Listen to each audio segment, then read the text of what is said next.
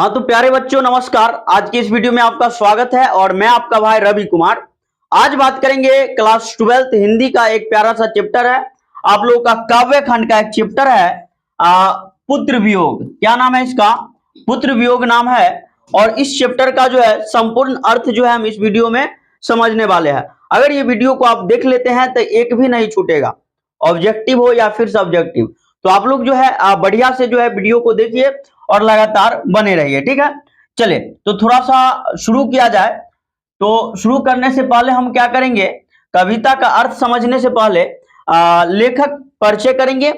और यहाँ पे लेखक नहीं है, लेखिका है। क्या है? लेखिका। इनका नाम है सुभद्रा कुमारी चौहान। क्या नाम है? सुभद्रा कुमारी चौहान। यानी कि भाई मेरे ये जो आपका जो पुत्र वियोग कविता है उसके राइटर कौन है? उसके राइटर है आपका सुभद्रा कुमारी चौहान, ठीक है। चले इनका जन्म देख लेते हैं। इनका जन्म होता है 16 अगस्त 1904 को होता है। जन्म स्थान है निहालपुर, इलाहाबाद, उत्तर प्रदेश, ठीक है। यानी कि उत्तर प्रदेश राज्य के, ठीक है, इलाहाबाद जिला के, ठीक है, निहालपुर गांव में जो है इनका जन्म होता है। कंप्लीट है, ठीक है। चलिए तो इनका जन्म कहाँ हुआ होता है भाई मेरे? निहालपुर, इलाहाबाद, उत्तर प्रदेश में। कंप्लीट है, कोई दिक्कत नहीं। चले आगे जरा देखा जाए तो यहाँ पे है आपका जो है यहाँ पे है करा पिता ठाकुर रामनाथ सिंह। इनके पिता का क्या नाम था? ठाकुर रामनाथ सिंह। और माता का नाम था श्रीमती धीराज कुंवर। क्या नाम था माता का? श्रीमती धीराज कुंवर, ठीक है। देखिए लेखक परिचय के बारे में जो इतना बात हम बताए हैं, ये सभी लेखक के बारे में जो है आपको जानकारी रहनी चाहिए, तब जाके जो है ऑब्जेक्टिव आपका एग्जाम में जो है क्लियर होगा। क्योंकि लेखक में से लेखक के बारे में जो है लेखक के बारे में जो बहुत ज्यादा ऑब्जेक्टिव एग्जाम में आता है। आगे थोड़ा बढ़ा जाए और आगे देखेंगे हम। देखिए इनकी शिक्षा के बारे में बात किया जाए, शिक्षा के बारे में बात करेंगे तो करा क्रास्थवेट गर्ल्स स्कूल इलाहाबाद में प्रारंभिक शिक्षा, ठीक है। इसी स्कूल में प्रसिद्ध कवित्री महादेवी वर्मा सुभद्रा कुमारी चौहान के साथ थी, ठीक है। यानी कि प्रसिद्ध कवित्री एक और थी, उनका नाम था महादेवी वर्मा, ठीक है, महादेवी वर्मा। और महादेवी वर्मा भी जो है सुभद्रा कुमारी चौहान के साथ ही इसी स्कूल में पढ़ाई कर रही थी। कंप्लीट है। चलिए और आगे जरा देखा जाए, आगे है थियोसोफिकल स्कूल, ठीक है। वाराणसी में पढ़ाई के बाद शिक्षा अधूरी छोड़कर असहयोग आंदोलन में कूद पड़ी। अब देखिए ये जो आपके लेखिका हैं, ठीक है, सुभद्रा कुमारी चौहान, ये क्या किए, यहाँ पे पढ़ाई कर रहे थे। इनके स्कूल का नाम था, जो वाराणसी में एक स्कूल था उसका नाम था थियोसोफिकल स्कूल। क्या नाम था? थियोसोफिकल स्कूल, जो वाराणसी में था। अब वहां पे क्या कर रहे थे? पढ़ाई कर रहे थे और शिक्षा अधूरी छोड़ करके असहयोग आंदोलन में जो है कूद पड़ी, यानी कि असहयोग आंदोलन में शामिल हो गए। कंप्लीट है। चले आगे थोड़ा देखा जाए। देखिए आगे इनके पति के बारे में दिया हुआ है, ठीक है। तो देखते हैं पति ठाकुर लक्ष्मण सिंह चौहान, ठीक है। सुभद्रा कुमारी चौहान के पति का क्या नाम था? तो ठाकुर लक्ष्मण सिंह चौहान। याद रहेगा तो हनी लोग को। चले क्या नाम था? ठाकुर लक्ष्मण सिंह चौहान खंडवा मध्य प्रदेश के निवासी थे। कंप्लीट है। यानी कि सुभद्रा कुमारी चौहान जी का जो विवाह होता है वो कहाँ होता है? खंडवा मध्य प्रदेश में, ठीक है। इनके पति का क्या नाम रहता है? तो ठाकुर लक्ष्मण सिंह चौहान, ठीक है। शादी कब होता है? 1919 में, ठीक है, 1919 में, ठीक है। आगे देखिए करा ठाकुर लक्ष्मण सिंह अंग्रेज सरकार द्वारा जब्त कूली प्रथा और गुलामी का नशा नामक नाटकों के लेखक, प्रसिद्ध पत्रकार, स्वतंत्रता सेनानी और कांग्रेसी नेता थे। यानी कि ये भी जो है बहुत सारा उपलब्धि हासिल किए हुए थे, ठीक है। पहले तो जो कूली प्रथा था, ठीक है, उसको खत्म करने में इनका अहम योगदान रहा। गुलामी नामक गुलामी का नशा नामक नाटक का भी जो है लेखक थे, प्रसिद्ध पत्रकार भी थे, स्वतंत्रता सेनानी भी थे और कांग्रेसी नेता भी थे। बात समझ में आ रहा ना? तो लेखक तो थे ही, उसके बाद जो है अंग्रेज सरकार के खिलाफ भी कहीं ना कहीं रहे, उसके बाद जो है पत्रकार भी बने, स्वतंत्रता सेनानी भी रहे और कांग्रेसी नेता भी रहे। कंप्लीट है। कौन? सुभद्रा कुमारी चौहान जी की पति, क्या नाम था इनका? ठाकुर लक्ष्मण सिंह चौहान, ठीक है, याद रहेगा। आगे बढ़ा जाए और आगे देखते हैं निधन। क्या करा है? निधन। तो निधन भाई मेरे देखेंगे करा 15 फरवरी 1948 बसंत पंचमी के दिन नागपुर से जबलपुर वापसी में कार दुर्घटना में। यानी कि देखिए सुभद्रा कुमारी चौहान जी का जो मृत्यु हुआ वो आकस्मिक मृत्यु हम कह सकते हैं, यानी कि सड़क दुर्घटना में जो है इनकी मृत्यु हो जाती है। ठीक है, अब देखिए दिन यानी कि ये जो डेट था 15 फरवरी 1948, 15 फरवरी 1948 बसंत पंचमी का दिन था। बसंत पंचमी का दिन था। नागपुर से जो है जबलपुर जा रहे थे। ठीक है, नागपुर से जबलपुर वापसी में, यानी कि नागपुर से जबलपुर जा रहे थे, तो क्या हुआ, इनकी जो कार है वो दुर्घटनाग्रस्त हो जाता है और ये मर जाते हैं। कौन? सुभद्रा कुमारी चौहान जी। कंप्लीट है। चलिए आगे देखा जाए, थोड़ा आगे देखिए, प्रधान कर्म क्षेत्र है। प्रधान कर्म क्षेत्र में क्या है भाई मेरे? प्रधान कर्म क्षेत्र में कर रहा है जो समाज सेवा। ठीक है, यानी कि ये समाज सेवा पे जो है लगे रहते थे। राजनीति, स्वाधीनता संघर्ष में सक्रिय भागीदारी, अनेक बार कारावास। ठीक है, मध्य प्रदेश में कांग्रेस पार्टी के एमएलए। मतलब ये छोटी सी उम्र में जो है कहीं ना कहीं सुभद्रा कुमारी चौहान जो है बहुत बड़ी बड़ी उपलब्धि जो है हासिल किए हुए थे। देखिए यहाँ पे देखिए समाज सेवी तो थे ही, राजनीतिक भी थी, स्वाधीनता संग्राम में भी जो है सक्रिय भागीदारी निभाए, अनेक बार जो है जेल तो गए किए, और मध्य प्रदेश में जो है कांग्रेस पार्टी से जो है एमएलए भी थे। समझ रहे हैं ना, एमएलए भी थे। चले आगे देखिए, आगे विशिष्ट अभिरुचि। विशिष्ट अभिरुचि यानी कि ज्यादा मन जो है किसमें लगता था, तो देखा जाए विशिष्ट अभिरुचि जो है छात्र जीवन से ही काव्य रचना की प्रवृत्ति, आगे चलकर प्रमुख कवित्री एवं साहित्यकार के रूप में प्रतिष्ठा। यानी कि क्या हुआ, छात्र जीवन से ही जो है काव्य रचना में जो है कहीं ना कहीं इनका मन लग रहा था, और आगे चल करके एक प्रमुख कवित्री तो बने ही और साहित्यकार के रूप में जो है प्रतिष्ठित होने लगी। चले देखा जाए आगे, इसका आगे क्या है, कृतियां है। कृतियां करा मुकुल। मुकुल इनकी रचना है। मुकुल कविता संग्रह, खेल कहानी संग्रह। ठीक है, यानी कि मुकुल जो है भाई मेरे, ये क्या है, कविता संग्रह है। मुकुल क्या है, कविता संग्रह है, और खेल जो है ये है कहानी संग्रह। ठीक है, ये प्रकाशित होता है 1930 में। कब प्रकाशित होता है? 1930 में। त्रिधारा कविता चयन, बिखरे मोती कहानी संग्रह। ठीक है, सभा, ये सब जो है, ये जो आप देख रहे हैं त्रिधारा, ये कविता चयन है, बिखरे मोती जो है कहानी संग्रह है। ठीक है, चलिए आगे इनके पुरस्कार के बारे में बात किया जाए, जरा पुरस्कार के बारे में बात कर लेते हैं। तो पुरस्कार है आपका मुकुल पर। ये मुकुल पर जो है इनको 1930 में जो है हिंदी साहित्य सम्मेलन का शेक्सपियर, ठीक है, पुरस्कार जो है इनको दिया गया। ठीक है, चलिए आगे जो है लेखिका के बारे में जो है कुछ दिया गया है, उसको हम समझेंगे। क्या कह रहा है, जो सुभद्रा कुमारी चौहान हिंदी की छायावादी काव्यधारा की प्रमुख और विशिष्ट कवित्री थी। यानी कि ऑब्जेक्टिव में पूछता है भाई मेरे, ऑब्जेक्टिव में पूछता है जो काव्यधारा, यानी कि सुभद्रा कुमारी चौहान जो है किस काव्यधारा के कवि हैं, पूछेगा आप लोगों से, तो ध्यान रखेंगे आप लोग, छायावादी काव्यधारा, छायावादी काव्यधारा। ठीक है, आगे देखते हैं क्या लिखा है। सुभद्रा जी के प्रतिनिधि काव्य, ठीक है, प्रतिनिधि काव्य संकलन मुकुल से यहां ली गई है। ये जो कविता आप पढ़ रहे हैं पुत्र वियोग, आप लोग जो पढ़िएगा अभी, ये कविता जो है आपका काव्य संकलन मुकुल से लिया गया है। कहां से लिया गया है?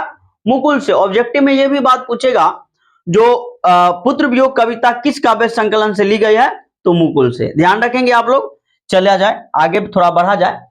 अब देखो यहां से ली गई है, जो पुत्र के सामयिक निधन के बाद कवित्री मां के द्वारा लिखी गई है। ये कविता जो है पुत्र वियोग, उसमें जो है कवित्री का बेटा जो है खुद मर जाता है, और कवित्री मां के द्वारा जो है, यानी कि कवित्री का बेटा मर जाता है, और यहाँ पे खुद लेखिका जो है अपना दुख जो है, जो उनका बेटा मर गया है उसके बारे में लिख रहे हैं। अब सोच के देख सकते हैं आप लोग, ये कितना कठिन काम होगा, जो किसी का बेटा मर जाता है और वो यहाँ पे कविता लिख रहे हैं। बात समझ रहे हैं? तो चलिए आगे कविता का अर्थ समझेंगे, और आप लोग जो है लगातार जो है बने रहिएगा। सीधा पानी उनी का बोतल जो है हाथ में नहीं, टेबल पे रख लेना है, और पूरी क्लास को बढ़िया से पढ़ना है। चलिए हम आपके साथ हैं, और आपके साथ ही हम भी समझेंगे। देखिए क्या कर रहा है, आज दिशाएं भी हंसती है उल्लास विश्व पर छाया, मेरा खोया हुआ खिलौना। ठीक है, मेरा खोया हुआ खिलौना। ठीक है, मेरा खोया हुआ खिलौना अब तक जो है, अब तक मेरे पास ना आया, यही ना है। अब देखिए यहाँ पे कवित्री क्या कर रहे हैं, यहाँ पे जो है कवित्री क्या कर रहे हैं भाई मेरे, आप लोग समझिएगा। देखिए, प्रस्तुत पंक्तियां सुभद्रा कुमारी चौहान द्वारा रचित कविता पुत्र वियोग से ली गई है। ये जो पंक्ति है ऊपर, इसमें कोई कहने वाला बात नहीं, वहीं से लिया गया है।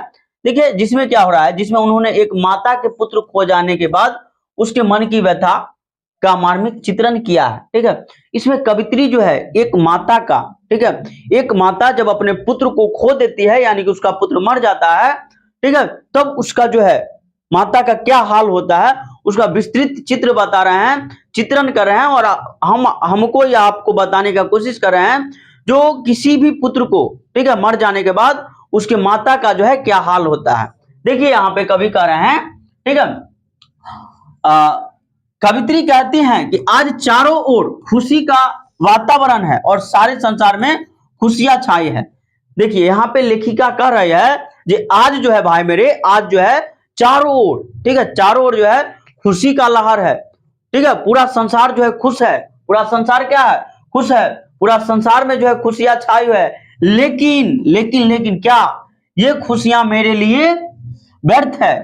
ठीक है, लेखिका कह रहे हैं जो आज जो है पूरा संसार में खुशी का माहौल है, ठीक है, चारों ओर जो है वातावरण जो है क्या खुशी से भरा हुआ है, लेकिन ये खुशियां जो है हमारे काम लायक नहीं है, ये खुशियां हमारे लिए क्या है, व्यर्थ है। अब क्यों व्यर्थ है, तो देखिए, क्योंकि मेरा खोया हुआ पुत्र अब तक मुझे प्राप्त नहीं हुआ है। और लेखिका कह रही है, लेखिका कह रही है हमारे लिए खुशियां नहीं है, क्योंकि हमारा जो पुत्र खो गया, हमारा जो बेटवा जो था वो मर गया, जो वापस नहीं आ सकता है। ठीक है, जो वापस नहीं आ सकता है, उसके लिए जो है कहीं ना कहीं कवित्री के मन में जो है बहुत ज्यादा दुख है। बात समझ ना, अर्थात कवित्री के पुत्र का निधन हो गया है, और कवित्री का पुत्र का यहाँ पे निधन हो गया है। कवित्री का पुत्र का क्या हो गया है, निधन हो गया है। और कवित्री यहाँ पे कविता में साफ साफ कह रहे हैं जो पूरा संसार खुशियां मना रहा है, लेकिन हमारे दिल के अंदर क्या है, बहुत दुख है। अब आप ही लोग थोड़ा विचार करिए, मान लीजिए कोई माता है, उसका पुत्र मर जाता है, तो क्या खुशियां मनाएगी, ढोल पीटेगी, ऐसा थोड़ा है। ठीक है, सबसे ज्यादा दर्द जो है माता को ही होता है। ठीक है, तो यहीं पे जो है कहीं ना कहीं लेखिका जो है बता रही है। चलिए अगला पंक्ति देखेंगे हम, और आगे का जो पंक्ति है थोड़ा इसको छोटा कर ले, बहुत ज्यादा छोटा हो गया कि यही टेंशन। चलिए इतना में हो जाएगा, चला जाए। देखिए और लाइन तो ऊपर रह गया। चलिए यहां से देख लेंगे हम, शीत ना लग जाए इस भय से, नहीं गोद से जिसे उतारा, छोड़ काम दौड़ कर आई माँ। ठीक है, माँ कहकर जिस समय पुकारा, ठीक है, जिस समय पुकारा, ध्यान देंगे। करा शीत ना लग जाए इस भय से, क्या करा भाई मेरे, शीत न लग जाए इस भय से, नहीं गोद से जिसे उतारा, छोड़कर, ठीक है, छोड़ काम दौड़ आई माँ कहकर जिस समय पुकारा, माँ कह के जिस समय पुकारा। देखिए यहाँ पे लेखिका क्या कर रहे हैं, तो आपका फॉर्मेलिटी है, प्रस्तुत पंक्तियां सुभद्रा कुमारी चौहान द्वारा रचित कविता पुत्र वियोग से ली गई है। देखिए यहाँ पे कवित्री क्या कर रहे हैं, कवित्री क्या कर रहे हैं उसको समझिएगा, उसको समझिएगा आप लोग। कर रहे हैं जिससे उन्होंने एक माता के पुत्र को खो जाने के बाद उसके मन की व्यथा का मार्मिक चित्रण किया है। देखिए कवित्री कहते हैं कि कवित्री अपने पुत्र को गोद याद करते, ठीक है, याद करती हुई कहती है कि मैंने शीत लगने के भय से उसे अपनी गोद से नहीं उतारा। ठीक है, कवित्री कहती हैं जो हम अपने बेटा को शीत न लग जाए, उसको सर्दी न लग जाए, उसको ठंडा न लग जाए, ठीक है, इसके डर से जो है कभी अपने गोद से नहीं उतारे। ठीक है, उसको हम कभी अपने गोद से नहीं उतारे। ठीक है, उससे जब भी माँ कहकर, यानी कि उसने जब भी माँ कह के आवाज लगाई, मैं अपना सारा काम काज छोड़कर उसके पास दौड़ कर आई, ताकि उसको और उसकी जरूरतों को पूरा कर सकूं। और लेखिका यहाँ पे कह रहे हैं कि उसको हम कभी गोद से नहीं उतारे इस भय से, जो कहीं ना कहीं उसको ठंडा लग जाएगा, ठीक है, उसको दुख होगा, इसलिए हम उसको कभी उसको गोद से, अपने गोद से नहीं उतारे।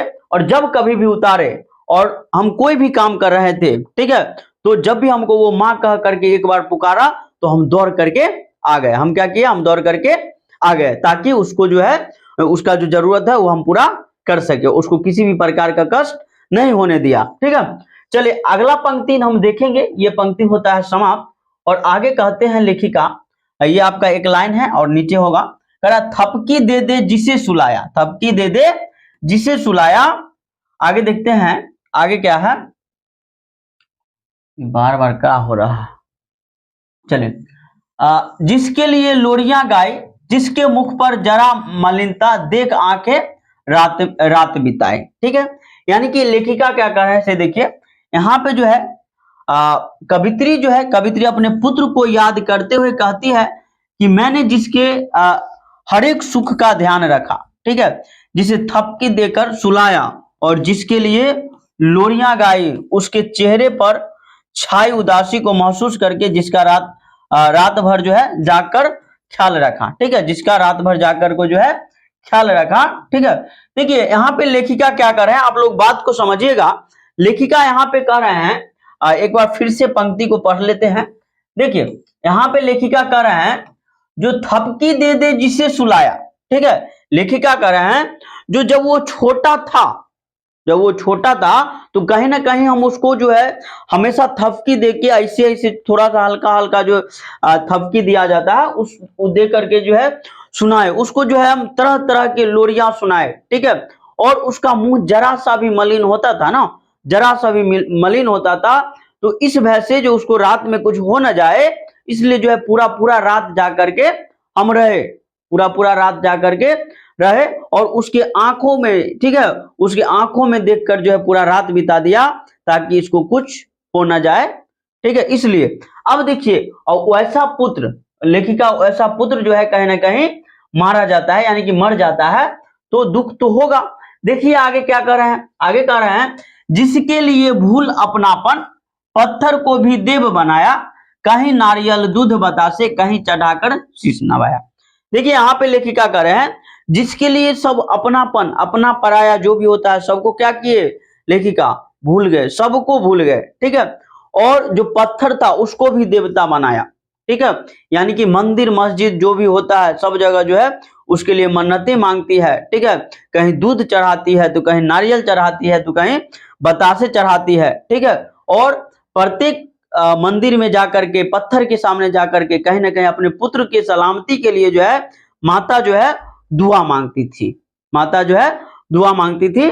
देखिए यहाँ पे क्या होता है, यहाँ पे समझिएगा आप लोग बात को, यहाँ पे समझिएगा। देखिए यहाँ से हम पढ़ेंगे, कवित्री अपने पुत्र को याद करती हुई कहती है कि मैंने जिसके लिए अपने सारे सुखों को भुला दिया। कवित्री कहती है जो जिसके लिए हम सारे सुखों को, सारे अपनापन को भुला दिया। ठीक है, पत्थर को क्या किया, देवता मानकर जिसे नारियल दूध और बतासे चढ़ाए, जिसके लिए मैंने दीवालों में शीश नवाया, वो आज मेरे पास नहीं है। और इस बात का तो दुख होगा, जो इतना मन्नतें मांगने के बाद, इतना पूजा पाठ करने के बाद और इतना सारा मेहनत करने के बाद, ठीक है, नहीं बच पाया। ठीक है, तो कवित्री के मन में जो है इस बात का बहुत ज्यादा दुख है, बहुत ज्यादा दुख। ठीक है, चलिए देखा जाए, अगला पंक्ति हम देखेंगे। और आगे का पंक्ति क्या है भाई मेरे, आगे वाला पंक्ति देखिएगा आप लोग, कह रहा फिर भी कोई कुछ ना कर सका। लेखिका कह रहे हैं फिर भी कोई कुछ ना कर सका, छीन ही गया खिलौना मेरा, मैं असहाय विवश बैठी ही रही, उठ गया छौना मेरा। देखिए छौना का मतलब क्या होता, छौना का मतलब होता है भाई मेरे, एक तरह से हम कह सकते हैं हिरण का जो बच्चा होता है उसको छौना कहा जाता है। तो हिरण के बच्चा को देखते होंगे, बहुत प्यारा रहता है, बहुत प्यारा रहता है, बहुत चंचल रहता है और क्यूटनेस बहुत झकास रहता है उसका। ठीक है, देखिए तो इसका जो है छौना का मतलब होता है बहुत प्यारा, बहुत प्यारा। तो लेखिका अपने बेटा को जो है छौना कह करके इसलिए पुकारते हैं क्योंकि उनका जो पुत्र था बहुत ही सुंदर था और बहुत ही प्यारा था और चंचल भी था। देखिए लेखिका क्या कर रहे हैं, कि फिर भी कोई कुछ ना कर सका। लेखिका कर रहे हैं जो कोई कुछ नहीं कर सका। ठीक है, कोई कुछ नहीं कर सका, छीन ही गया खिलौना मेरा। और ये जो उनका पुत्र था, लेखिका कर रहे हैं ये हमारा खिलौना था। बात समझ में, यानी कि एक माता के लिए, ठीक है, एक माता के लिए जो है उसका जो पुत्र है वही तो उसका खिलौना है। एक माता के लिए उसका जो पुत्र है वही ना उसका खिलौना है। बाकी क्या रहेगा, उससे बढ़ के उसके लिए कोई नहीं होता है। ठीक है, चलिए तो आगे देखा जाए, थोड़ा सा समझेंगे इसको। देखिए यहाँ पे क्या हो रहा है, कवित्री अपने पुत्र को याद करती हुई कहती है कि मेरे द्वारा की गई पूजा अर्चना दुआएं कोई भी काम नहीं आई। लेखिका कह रहे हैं जो नारियल चढ़ाए, बतासा चढ़ाए, जगह जगह मंदिर मस्जिद जो है उसके लिए जो है माथा टेके, पत्थर को भी भगवान बना लिए, ये सब कोई दुआ जो है काम नहीं आया, कोई दुआ काम नहीं आया। ठीक है, कोई दुआ काम नहीं आया, कोई भी मेरा कुछ नहीं कर सका, अब कोई कुछ नहीं किया। ठीक है, और मेरा हृदय का टुकड़ा जो है मुझसे क्या हुआ, छीन गया। मेरा हृदय का टुकड़ा जो मेरा पुत्र था वो हमसे कहीं ना कहीं छीना गया। मैं आज असहाय और विवश बैठी हूं। लेखिका कह रहे हैं जो आज हम असहाय हैं, हमारा सहयोग करने वाला जो है कोई नहीं है। ठीक है, देखिए, और मेरा नन्हा बच्चा जो है मेरे आंखों के सामने ही भगवान को प्यारा हो गया। और लेखिका कह रहे हैं जो हमारा जो नन्हा सा बेटा था, प्यारा सा जो बच्चा था, वो हमारे आंखों के सामने भगवान के प्यारा हो गया, हमारे आंखों के सामने जो है वो मारा जाता है। ठीक है, चलिए आगे देखते हैं। आगे लेखिका क्या कर रहे हैं, आगे कर रहे हैं भाई मेरे, कर रहे तरप रहे हैं विकल प्राणी। ठीक है, लेखिका कर रहे हैं कि तरप रहे हैं विकल प्राणी, यानी कि लेखिका को जो है कहीं ना कहीं अपने पुत्र के बिना जो है चैन नहीं है, वो पुत्र की याद में जो है बहुत ज्यादा तरप रहे हैं। देखिए क्या कर रहे हैं, मुझको पल भर शांति नहीं है, वह खोया धन पा ना सकूंगी, इसमें कुछ भी भ्रांति नहीं है। यानी कि लेखिका कर रहे हैं जो तरप रहा है, ये हमारा मन जो है बहुत तरप रहा है, हमारा मन बहुत तरप रहा है, और मुझको पल भर की शांति नहीं है, मुझको पल भर की शांति नहीं है। और वो जो हमारा जो धन खो गया, ठीक है, हमारा जो धन खो गया, यानी कि हमारा जो पुत्र मर गया, उसको हम कभी पा नहीं सकेंगे, हम उसको कभी पा नहीं सकेंगे। ठीक है, इसमें कोई शक वाला बात है नहीं। ठीक है, जो हम उसको नहीं पा सकेंगे। ठीक है, देखिए आगे, देखिए क्या, देखिए आगे क्या हो रहा है, देखिए यहां से पढ़ेंगे। कवित्री अपने पुत्र को याद करती हुई कहती है कि मेरे प्राण तड़प रहे हैं। हमारा जो प्राण है, लेखिका कर रहे हैं, हमारा जो प्राण है वो तड़प रहा है, प्राण जो है तड़प रहा है, और मुझे एक पल की भी शांति नहीं है, और हमको जो है एक पल का जो है शांति नहीं है, एक पल का शांति नहीं है। मैंने जो अनमोल धन खो दिया है, हम जो अपना पुत्र को खो दिए हैं, अपने प्राण से प्यारे बेटे को जो खो दिए हैं, ठीक है, जो हमारा सबसे बड़ा अनमोल वस्तु था, बहुमूल्य वस्तु था, उसको हम क्या किए, खो दिए हैं। उसे अब वापस, ठीक है, उसे मैं अब वापस नहीं पा सकूंगी, इसमें तनिक भी संदेह नहीं है, तनिक भी संदेह नहीं है। ठीक है, बात समझ रहे हैं ना। लेखिका जो है कहीं ना कहीं अपने पुत्र की याद में जो है बहुत ज्यादा तड़प रहे हैं। आगे देखेंगे, आगे देखिए, आगे लेखिका क्या पंक्ति लिखी है, फिर भी रोता ही रहता है। लेखिका कह रहे हैं जो फिर भी रोता ही रहता है, नहीं मानता है मन मेरा। ठीक है, बड़ा जटिल नीरस लगता है, सूना सूना जीवन मेरा।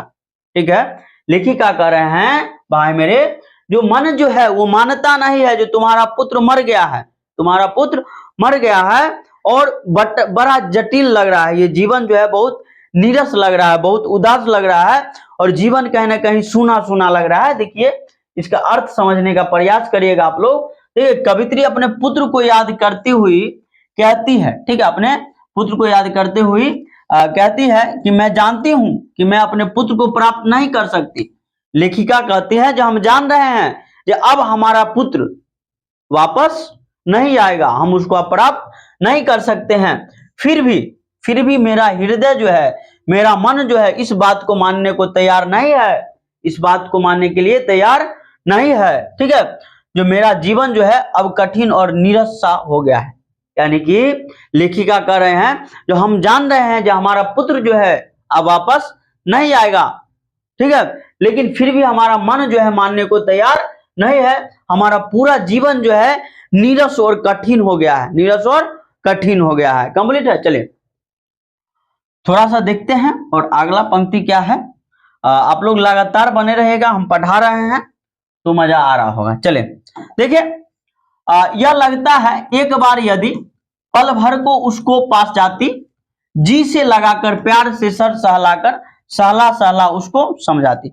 लेखिका आगे कह रहे हैं यह लगता है एक बार यदि पल भर को उसको पा जाती, जी से लगा प्यार से सहला सहला कर उसको समझाती। लेखिका कह रहे हैं एक बार अगर उससे मिल जाते, ठीक है, एक बार अगर उससे मिल जाते तो पल भर को, यानी कि थोड़ा सा, एक बार जो उसको पल भर के लिए वो मिल जाता हमको, तो उसको जी भर के जो है प्यार से सहलाते और कहते। ठीक है, देखिए अगला पंक्ति में हम समझेंगे इस बात को जो क्या कहते। पहले इस पंक्ति को समझिए। ठीक है, कवित्री अपने पुत्र को याद करती हुई कहती है कि यदि मैं अपने पुत्र को एक पल के लिए भी पा लेती तो उसे जी भर कर प्यार करती। ठीक है, लेखिका कह रहे हैं जो अगर अपने पुत्र को एक बार पा लेती तो उसको जी भर के जो है प्यार करती और उसको समझाती। ठीक है, वह अपनी मां को यूं छोड़कर न जाए, लेकिन अब उसको पाना संभव नहीं है। ठीक है, उसको लेखिका कह रहे हैं जो उसको समझाती, क्या समझाती, जो अपने मां को जो है इस कदर छोड़ करके जाना, अपने मां से जो है इस कदर रूठ करके जाना जो है बहुत गलत बात है, अब तुम हमको कभी छोड़ करके नहीं जाना। देखिए आगे क्या कर रहे हैं, तो अगला जो पंक्ति है आपका उसको फटाफट देखते हैं। ठीक है, करा मेरे भैया मेरे बेटे अब, मेरे भैया मेरे बेटे अब मां को यूं छोड़कर ना जाना बड़ा कठिन है, बेटा खोकर मां को अपना मन समझाना। यानी कि लेखिका आगे क्या कर रहे हैं वो देखिए, करे मेरे भैया मेरे बेटे मां को यूं छोड़कर ना जाना बड़ा कठिन है, बेटा खोकर मां के मन को समझाना। तो देखिए जरा इसका अर्थ समझते हैं। ठीक है, यानी कि लेखिका यहाँ पे क्या कर रहे हैं, इधर समझिएगा। देखिए लेखिका कर रहे हैं, ठीक है, लेखिका कर रहे हैं भाई मेरे भैया मेरे बेटे, ठीक है, मां को जो है इस कदर छोड़ करके नहीं जाना, मां को इस कदर छोड़ करके नहीं जाना, क्योंकि बहुत ही कठिन है, बहुत ज्यादा कठिन है एक बेटा को खो करके मां के मन को समझाना। मां के मन को समझाना जो है बहुत कठिन है बिना बेटा का। ठीक है, देखिए यहाँ पे कवित्री क्या कर रहे हैं, कवित्री कह रहे हैं, कवित्री अपने पुत्र को याद करती हुई कहती है कि मैं अपने पुत्र को अगर एक पल के लिए भी पा लेती तो उसे समझाती कि वह मुझे छोड़कर न जाए। मां के लिए अपने बेटे को खोकर अपने मन को संतावना देना बड़ा ही क्या है, कठिन होता है। मां के लिए अपने बेटे को खो करके, ठीक है, अपने मन को समझाना जो है बहुत ज्यादा कठिन होता है। चलिए अगला पंक्ति देखिएगा आप लोग। अगला पंक्ति क्या है, अगला पंक्ति है भाई मेरे, भाई बहन भूल सकते हैं। लेखिका कह रहे हैं जो भाई भूल सकता है तुमको, बहन भूल सकता है, पिता भले तुमको भूल जाए, किंतु रात दिन का जो तुम्हारा साथी है माँ, ठीक है, उसके मन को समझाना जो है बहुत कठिन है। वो अपना मन को कैसे समझाएगी, अपने आप को कैसे समझाएगी। देखिएगा लेखिका आगे क्या करें, इस पंक्ति के जो है अर्थ को समझिएगा। और देखिए यहाँ पे कवित्री क्या कर रहे हैं, ठीक है, कवित्री अपने पुत्र को याद करती हुई कहती है कि भाई बहन तुमको भूल सकते हैं, भाई बहन जो है तुमको भूल सकते हैं। ठीक है, तुम्हारे पिता भले तुमको भूल जाए, तुम्हारे पिता तुमको भले भूल जाए, लेकिन, ठीक है, लेकिन भाई मेरे, लेकिन एक माँ को जो दिन रात अपने बच्चों के साथ रहती हो वो कैसे अपने मन को समझाती है। ठीक है, कवित्री कहना चाहती है कि माँ का हृदय जो है बच्चों को कभी नहीं भुला सकता। और कवित्री यहाँ पे कहना चाह रहे हैं जो एक माँ का जो हृदय है, माँ का जो दिल है, वो अपने बेटे के लिए, अपने पुत्र के लिए हमेशा धड़कते रहता है। ठीक है, वो कभी भुला नहीं सकती है अपने बेटे को। कंप्लीट है ना। चले अगला को पंक्ति है, आगे का पंक्ति नहीं है। देखिए इतना बढ़िया कविता, ठीक है, हमारे ख्याल से जो है बहुत ही बढ़िया कविता है ये। आपकी किताब का सबसे बढ़िया कविता हमको यही लगा, पुत्र वियोग। अब देखिए एक माँ जो है, ये एक तरह से हम कह सकते हैं ये एक सच्ची घटना पे आधारित भी हो सकती है। बात को समझिएगा, जो कोई भी माँ हो, कोई भी माँ हो भाई मेरे, अपने बेटा के लिए, ठीक है, क्या हो रहा है, ठीक है, चलिए, अपने बेटा के लिए या फिर अपनी बेटी के लिए इतना ही जो है तड़पती है, इतना ही ज्यादा मेहनत करती है। ठीक है, उसको लाड़ प्यार